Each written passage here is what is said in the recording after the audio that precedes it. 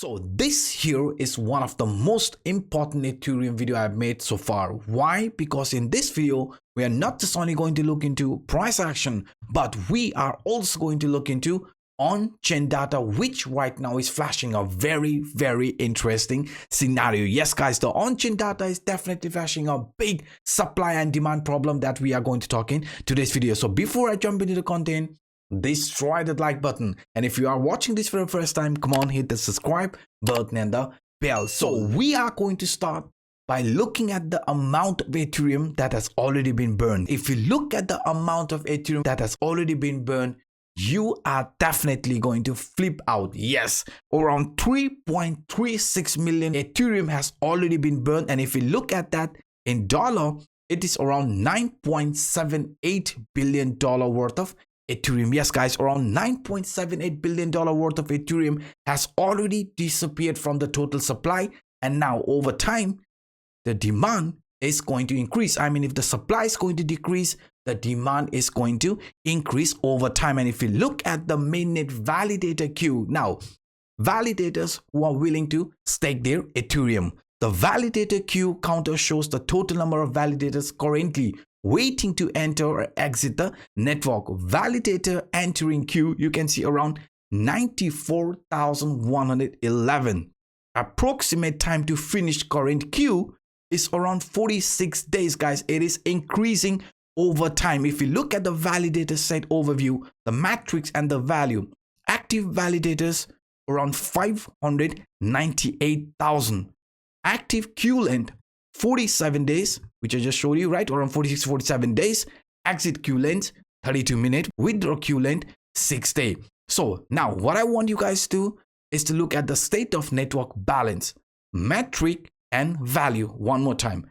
Active stake around 19.135 million Ethereum, and that, if we calculate in dollar, is around $36 billion at the current price. Yes, guys, around $36 billion worth of Ethereum has already been staked, and if you look at the daily active staker, plus 49,000. More and more validators want to stake their Ethereum, and even if you look at this Ethereum price and supply and exchanges, it is clearly disappearing. I mean, this orange line represents the supply of Ethereum on exchanges. Green line represent the price. As we see the supply decreasing, the price of Ethereum is increasing. I mean, in the exchanges now, less people want to sell their Ethereum. So if you look at other topic, I mean other news, around $100 million daily inflows.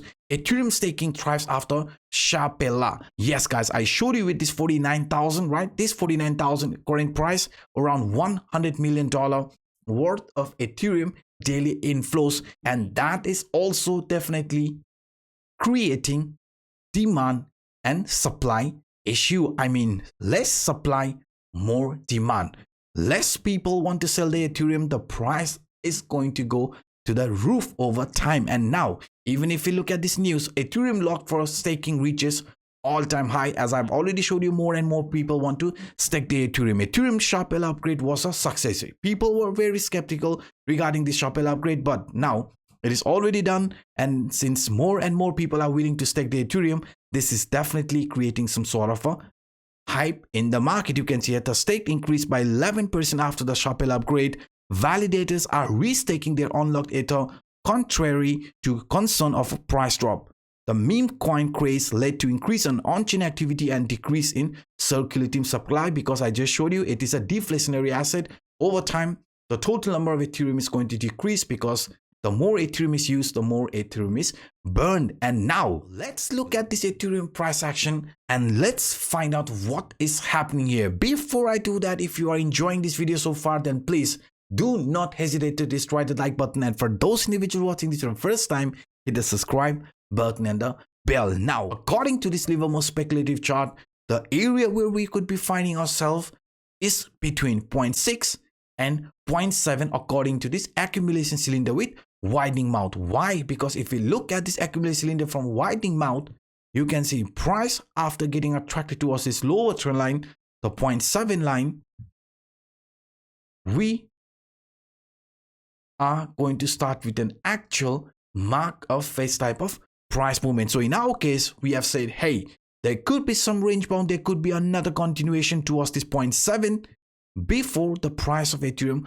finally starts taking off, because on chain wise we can see the demand for Ethereum is increasing and supply is decreasing, which is going to push the price higher. So if we do see the price of Ethereum showing another continuation, this lower trend line around this 0.7 is where we are expecting the price to get gravitated, and that is going to be around 1,600 to 1,700 range. And once we see price finding support around this lower trend line, then we are aware the price of Ethereum after that could start showing this actual mark of face type of scenario where we will be heading towards to form this 0.8, 0.9, 0.10 before showing another continuation here to the downside. So until then, the price of Ethereum, in my opinion, looks super bullish. Even though if you look at this in a bit different way, I mean, even though if the price here in the coming days does show some weakness, does get attracted towards this lower trendline area, in that case, we could be coming back to test one of the most important support from this rising trendline. Yes, guys, this rising trendline has been acting as one of the most important support for Ethereum since couple of months. If we look at this exact area along with this falling trend line, could be giving us some indication that in the upcoming days, the price of Ethereum with some range bound could slowly get attracted towards this lower trend line before starting this new mark of face type of movement, because we found out with this speculative chart from Jesse Livermore, this lower trend line is where we could be getting attracted over time before turning bullish. And even if we look at this price structure in a bit different way by simply using this descending trend line and rising trend line, because according to the rising trend line, we might be retesting the support one more time before starting this new mark of face or impulsive movement. And if we look at this falling trend line, we can see in the past price action when we found proper support from this falling trend line, when we found support exactly around that area from this rising trend line, that is when we started showing this very bullish movement. From the bottom till the top, you can see the price of Ethereum surged more than 55%. Now, if we are going to see a very similar scenario unfolding here as well, in that case, this lower trend line is where we will be focusing, right? And at the same time, we are also going to focus around this rising trend line around 1,600, 1,700 before the price of Ethereum starts kicking in. And now, even if we look at this price structure in a bit different way, I mean, in a daily time frame, you can see, regardless of what's happening here, right? If we say Anup, you can also look at this formation as ascending channel where the price is forming higher highs, higher lows, continuation pattern type of formation. That would also make a lot of sense, because even if we do see any sort of retracement, the price is still going to form higher low. Please do not forget about that. And now, even if this is going to be a bit different price movement, I mean, the price of Ethereum starting a slow move here like this, in that case, the price is going to be following this falling wedge formation, which is considered bullish. Yes, guys, falling wedge is a bullish continuation pattern. And in our case, since the price has already broken out from this resistance line and has also flipped this previous resistance into support, we are expecting more of a range bound, right? Range bound before slowly starting this new mark of face, because we know the price in a upcoming days could be getting attracted towards this lower trend line, could be getting attracted around this lower trend line from another accumulation cylinder, right? Before slowly starting this impulsiveness. Because if we look at this price continuation, we had this broadening wedge broke out. And if you measure the price opportunity from this broadening wedge, you can see it did indicated the price of Ethereum after the breakout, after breaking out of this upper trend line, which previously acted as the resistance, was going to continue this uptrend. It did, right? We came around 2,100. The price opportunity from this broadening wedge was around, or megaphone pattern was around 2,070, 2,050 range. We did came around that area, got exhausted and started reversing. So if we look at this now, this here is a bullish continuation pattern. Falling wedge is a bullish continuation pattern. So in the medium short term, if the bulls does favors us, right, and this breakout does happens, then in the medium short term, 21,050 21,060. Again, the previous stop is going to be looked as our upcoming target. But overall, right, overall, even if we do see price failing to continue this trend, showing more of a range bound, even small pullback towards this lower trend line, right, the lower trend line, this one, lower trend line, this one, then we are more than happy to see that, because we know even after some retracement, the price of Ethereum looks super bullish. And let's say if entire market collapse, I mean stock market starts declining, Bitcoin starts declining, what in that case?